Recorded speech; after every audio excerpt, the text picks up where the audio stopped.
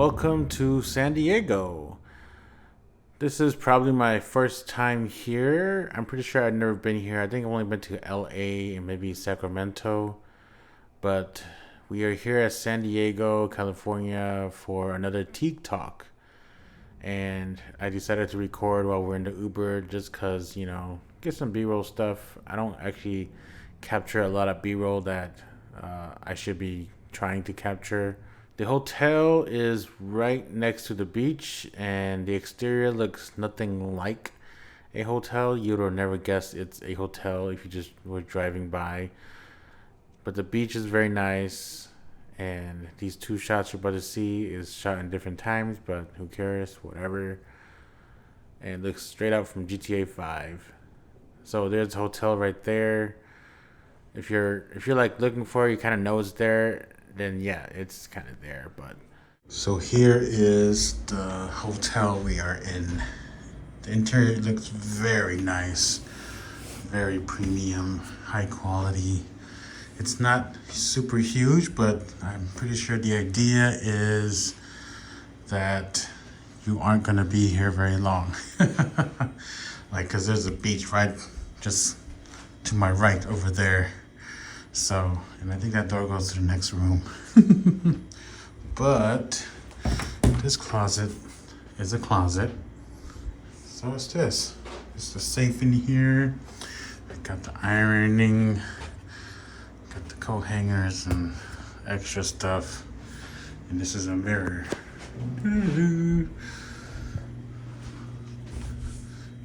Bed, very nice bed, very big. And more mirrors. Hello.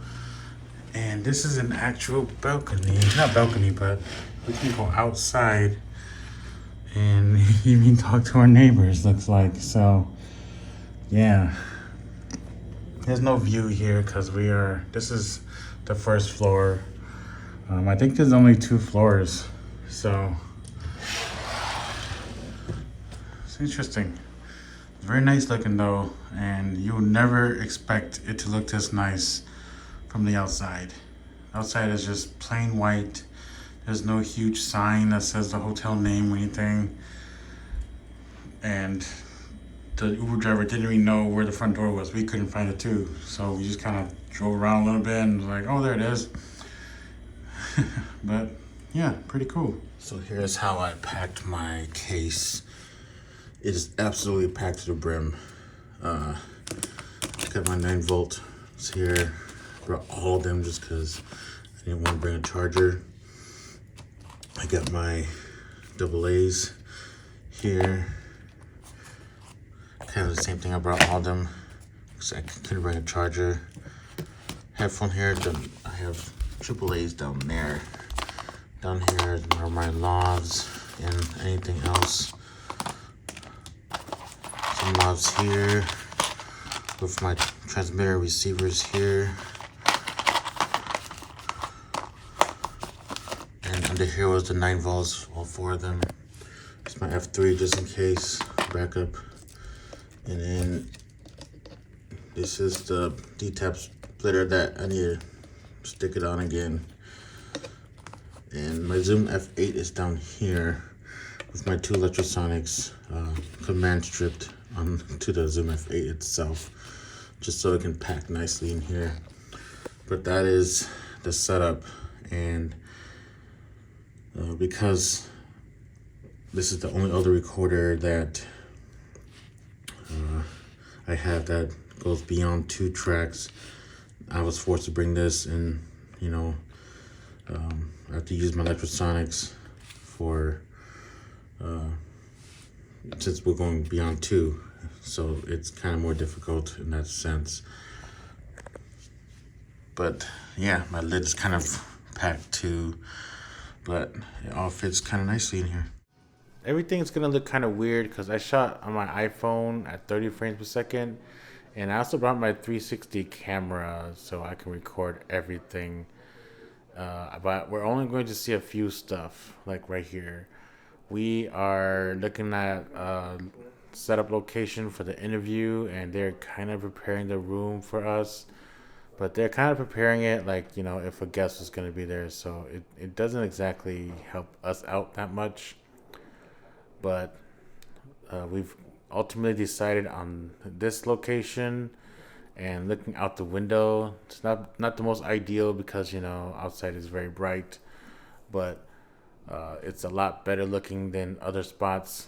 So I think we just stuck with this, and the local grip had some powerful enough lights to kind of compensate the brightness of outside as well. And we're kind of early in the morning, not that early, but it's bright enough where like you need to turn your ISO very low. So I cut a lot of the 360 video stuff because it's my first time actually like using it, and I didn't realize that Premiere can actually do it, but I think I need a third party plugin, and I just tried to install it and I wasn't able to. So I'm just gonna do what I did and just kind of use the Insta360 software and just kind of export certain spots that I want to put in there because I can't show everything. It's not the most exciting, stuff in the world right now. Like, there's nothing really happening aside from people talking. We're figuring things out. So, you know, it's not that glamorous to look at. But today they requested 3 people be lobbed up, and that kind of made it more difficult. The only recorder I had, like I mentioned earlier, is my Zoom F8N that can record more than 2 inputs. And so I had to bring that over and I had to figure things out and use my V mount batteries to power it, and all that jazz. So it wasn't the most elegant solution, but it actually worked out. But here I am scanning frequencies and changing the frequencies on my transmitters. I think I remember the San Diego was pretty clean, so that was pretty nice. There wasn't any RF interference, so that was pretty good. Although we are by water, and if you know anything about RF doesn't really like water, and it can cause some issues, and I believe it did kind of cause issues. Just very like minor dropouts here and there.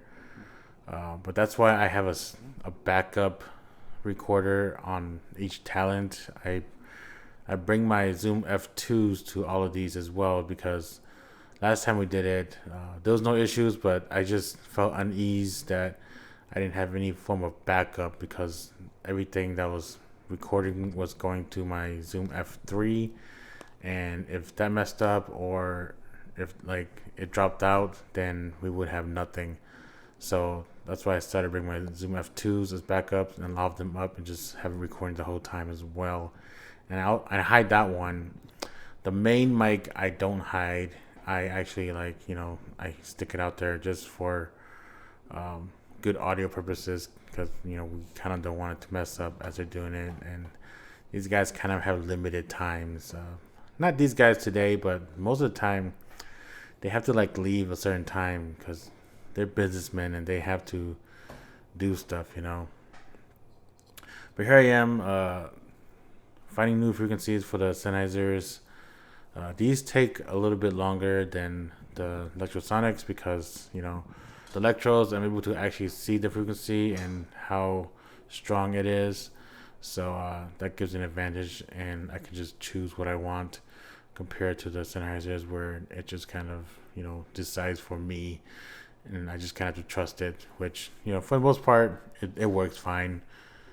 So after I finish setting up my stuff, I just kind of have nothing else to do, so I just am a stand-in for the DP and for the lighting so they can figure things out, and I just kind of chill, and that's all I do. Yeah, sometimes I just scroll Facebook or I talk to them about stuff, whatever.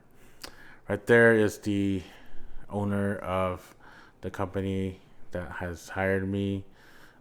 He kind of personally takes this gig, I think, as vacation time, even though we're working, but he sets it for himself to go out and be on the set. they are changing their business plans a little bit, so he's been on set a lot more often.